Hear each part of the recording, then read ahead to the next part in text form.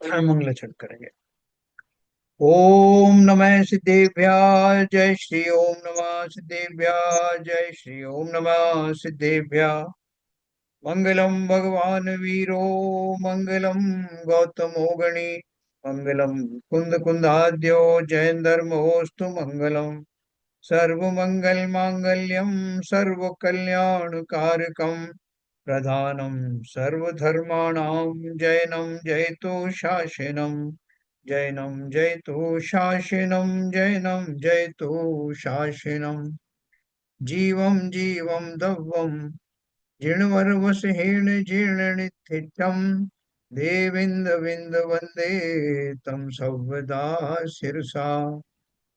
द्रव्य संग्रह नाम की ग्रंथ हमारा चल रहा है, जिसमें हम निश्चय मोक्ष मार्ग के आलम्बन के हेतु जो प्रारंभिक भूमिकाओं में या बीच की भूमिकाओं में व्रत नियम संयम धारण करते हैं, उसका स्वरूप हम समझ रहे हैं। तो आज चूंकि 8 बजे से मीटिंग थी, इसलिए हमने इसको स्वाध्याय थोड़ा प्रीपोन किया है। अभी शिल्पा जी से बात हुई है, अगर वो 8 बजे तक ज्वाइन करती हैं तो ये कंटिन्यू करेंगे, और नहीं तो फिर 8 बजे इसका समापन होगा। तो अपन बात करते हैं। देखिए, कल अपन ने जो पढ़ा था,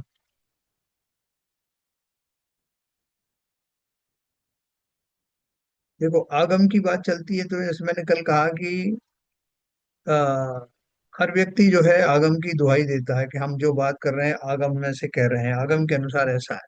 लेकिन आगम में जो शब्द लिखा है, जो बातें लिखी हैं, एक तो आगम का अर्थ समझने की एक विशेष रीति होती है। तो वो जो उसका मर्म समझते हैं वही वास्तव में आगम का अभ्यास भली भांति कर पाते हैं। तो और नहीं तो बाकी तो सब जो पढ़ने के बाद में उसके बहुत सारे मीनिंग लोग निकाल देते हैं, जो उनको अच्छा लगता है उसको मीनिंग निकाल के और आगम की दुहाई देते हैं। तो इसलिए देखो, आगम पढ़ना या उसका अर्थ करने में एक मूल बात होती है कि जो भी हम अर्थ निकालें, पहली बात तो बिल्कुल जिसे साहित्य का भी ज्ञान हो, जिसे नयों का ज्ञान हो, जिसे और बैकग्राउंड मालूम हो, चारों प्रकार के अनुयोग के शैली का जिन्हें ज्ञान हो, वो वास्तव में आगम का सही प्रकार से प्रतिपादन कर सकते हैं। तो उसको समझने के लिए और उससे पहले जो है बिना समझे हुए कुछ भी अर्थ निकालने से वो अनर्थ हो सकता है। इसलिए बहुत सावधानी के साथ आगम का अभ्यास करें और दूसरों को कराएं। जब तक हम बिल्कुल कॉन्फिडेंट ना हो कि ये हम जो कुछ बता रहे हैं वो वीतरागता का पोषण करने वाला है, और उसमें किसी भी प्रकार की मिलावट मैं अपनी तरफ से नहीं कर रहा हूं, ऐसा जब तक विश्वास ना हो तब तक आगम को किसी और के सामने पढ़ के सुनाए नहीं। ये विशेष ध्यान रखने की बात है। अब आगे बात चल रही है, देखो उन्होंने क्या लिखा है। जो आगम मोक्ष मार्ग का प्रकाश करे वही आगम पढ़ने सुनने योग्य है, क्योंकि जीव संसार में नाना प्रकार के दुखों से पीड़ित है। यदि शास्त्र रूपी दीपक द्वारा मोक्ष मार्ग को प्राप्त कर लें तो उस मोक्ष मार्ग में गमन करके उन दुखों से मुक्त हो जाए। अब मोक्ष मार्ग तो एक वीतराग भाव है। इसलिए जिन शास्त्रों में किसी प्रकार राग द्वेष मोह का निषेध करके वीतराग भाव का प्रयोजन प्रकट किया हो, वही शास्त्र पढ़ने सुनने योग्य है। देखो, इसमें मैं आपको एक विशेष बात बताता हूँ। पहली बात तो यह है कि आप जो भी इंटरप्रेट करें, वो इंटरप्रिटेशन में वीतरागता का पोषण अवश्य होना चाहिए। और वो अगर थोड़ा सा अर्थ में से थोड़ा सा डेविएट भी हो जाए, तब भी ये जो कसौटी है कि वो वीतरागता का पोषण करने वाला हो, ये अवश्य होना चाहिए। अभी बहुत सारे पुराने एक ग्रंथ आप पढ़ेंगे, जैसे पद्म पुराण वगैरह है, तो उनमें कुछ रानियों का श्रृंगार आदि जो है बहुत ज्यादा दिया हुआ है। तो उसमें वो जो श्रृंगार रस का जो भाव जो आता है, उससे बहुत सारे लोग जो हैं बड़े भयभीत भी होते हैं और बड़े आश्चर्य में पड़ जाते हैं कि जैन शास्त्र है, वीतरागता से भरा हुआ होना चाहिए, उसमें रानियों के हाव भाव और उनके श्रृंगार का इतनी प्रमुखता से और विस्तृत वर्णन क्यों किया जाए। तो अब उसका अर्थ अपन कैसे करेंगे कि वो जो उसका अर्थ इस प्रकार हो कि किसी तरह का राग ना आए और उसका जो है जस्टिफिकेशन हो जाए। तो अपन आप में से कोई बता सकता है कि हमें उसका अर्थ कैसे करना चाहिए?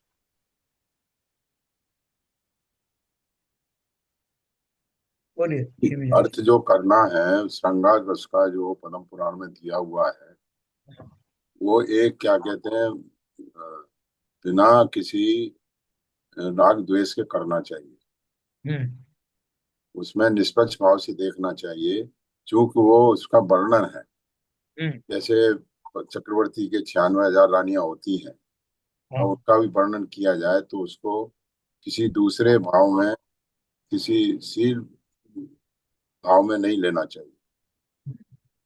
कुशील भाव में नहीं लेना चाहिए, शील भाव से रखना चाहिए उसको। हम्म। निष्पक्ष भाव से उसको पढ़ना चाहिए। और वो ज्ञान अर्जित करने के लिए है, केवल जानने के लिए है, ज्ञेय है केवल, उसको धारण करने के लिए नहीं है। तो उसमें अपन ये भी कह सकते हैं कि जो इतने इतने सुंदर शरीरों का वर्णन किया और जिन्हें जगत से उदासीनता हो जाती है, जो जगत को तुच्छ और तृणवत मानने लगते हैं, वो शरीरों में होने वाली सुंदरता का में किंचित भी आसक्त नहीं होते। मेरा कहने का मतलब वही था। नहीं, वो सही आपका वर्णन में पकड़ लिया आपकी बात। तो उसको कैसे जो वो कहेंगे, मैं वो उसकी वो स्टाइल बता रहा वो बात आपकी सही है। हूँ। हाँ, तो वो क्या कहेंगे कि ये इतने इतने सुंदर शरीर भी होते हैं यहाँ। नॉर्मल शरीर तो छोड़ो, जिन्हें हम बहुत सुंदर शरीर मानते हैं, जिनका वर्णन यहाँ किया गया है, ऐसे शरीरों को देखने के बाद भी जो ज्ञानी पुरुष हैं वो उससे उद्वेलित नहीं होते, रागादि भाव में नहीं जाते, क्योंकि उनको मालूम है ये सारे पुद्गल की व्यवस्थाएं हैं और उनसे ही ये सुडोल और बेडोल शरीरों का निर्माण होता है, जो कालांतर में अपनी कालावधि के समाप्ति पर बिखर कर राख हो जाते हैं भाई ऐसे शरीरों में। वो तो सारा नामकर्म का खेल है। जब हाँ। जब जब जो मुनि होते हैं उनका शरीर बृहस्पति राज संगनन हो सकता है, तो यस। शरीर नामकर्म से सुडौल भी हो सकता है। बराबर। उसमें जो ज्ञानी लोग हैं उसमें आसक्ति नहीं रखेंगे। बराबर।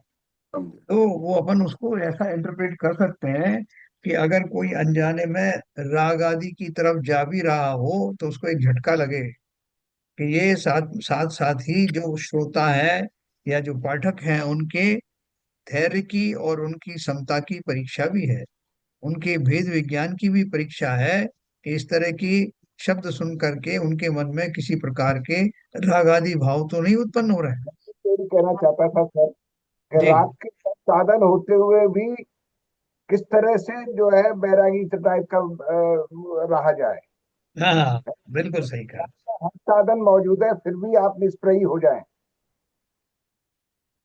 तो आप ऐसे बोल सकते हो उसमें कि ये एक परीक्षा है कि देखें हम इन शास्त्रों के पढ़ने के दौरान भी इन सब उद्गलों के इस अरेंजमेंट से कहीं प्रभावित तो नहीं हो रहे। तो ये एक तरह से हमारी परीक्षा है। और साथ में ये भी बतलाया जा रहा है कि पुद्गल का किसी भी प्रकार की व्यवस्थाएं वास्तव में राग करने के योग्य नहीं है। ऐसे सुंदर और सुडौल रचनाएं भी समय आने पर राख में बदल जाती है। तो इनका क्या बहुमान करना, इनके ऊपर क्या आसक्त होना, ऐसा करके हम उस पूरे वर्णन को इस दिशा में मोड़ सकते हैं कि जो सुनने वाले हैं वो बहुत सावधानी पूर्वक और विरक्त भाव से उस सबको पढ़ेंगे। कितनी देर में निकलेंगे सर? बस अभी ये आने वाली है, क्या नाम है, शिल्पा। हाँ, एक थोड़ा सा और पढ़ लेते हैं, अगला वाला। इस जीव का, उन बाबूजी को लेके जाएंगे क्या? मेरे पास फोन तो आया नहीं है उनका। हाँ तो बस ठीक है, अपन निकल चलेंगे अभी 5 मिनट में। मैं 2-3 मिनट में इसको समाप्त करता हूँ। इस जीव का मुख्य कर्तव्य आगम ज्ञान है। वह होने पर तत्वों की श्रद्धा होती है। तत्व श्रद्धा होने पर संयम होता है। आगम से आत्मज्ञान की भी प्राप्ति होती है, जिससे सहज मोक्ष प्राप्त होता। धर्म के अनेक अंग हैं, उनमें भी एक ध्यान के अतिरिक्त इससे ऊंचा धर्म का एक भी अंग नहीं है। ऐसा जानकर हर प्रकार से आगम का अभ्यास करना योग्य है। देखो ये इन्होंने जो बात कही है, इस पॉइंट को पढ़ के मैं समाप्त करूंगा। ये बोल रहे हैं इस जीव का मुख्य कर्तव्य क्या है? आगम ज्ञान। वह होने पर तत्वों की श्रद्धा होती है। आगम का जो, आगम एक ओवरऑल जो है वो आ, कहना चाहिए कि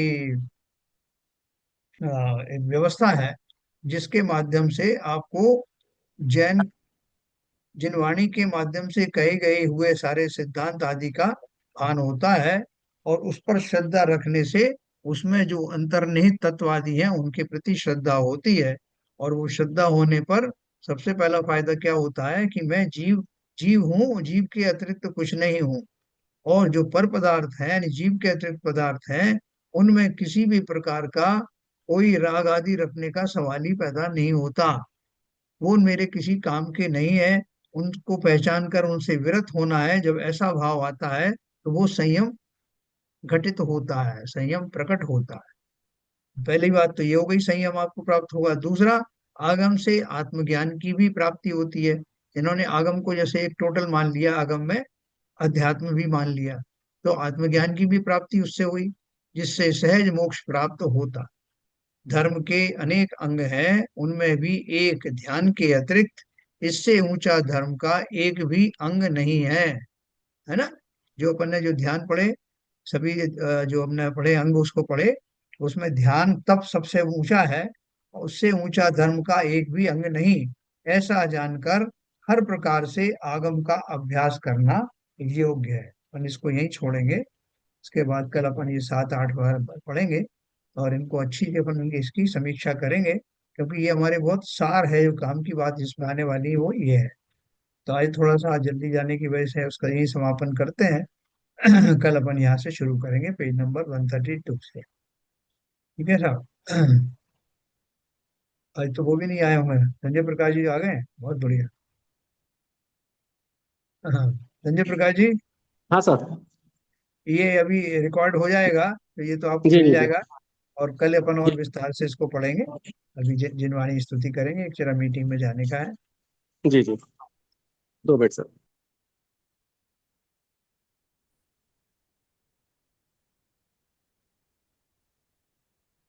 मिथ्यात्म नाश वेको ज्ञान के प्रकाश वेको आपा परिभाष वेको भानु सेवा खानी है।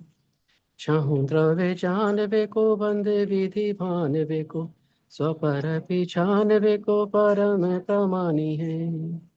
अनुभवताय वेको जीव के जताए वेको कहूँ न सताए वेको भव्य उरयानी है।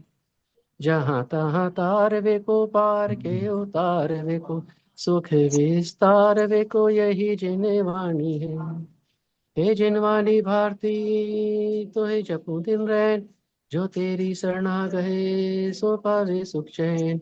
जा वाणी के ज्ञान ते सूझे लोकालोक सो वाणी मस्तक नमो सदा देते ढो सदा देते ढो। जिनवाणी माता की जय। ये कार्य सर।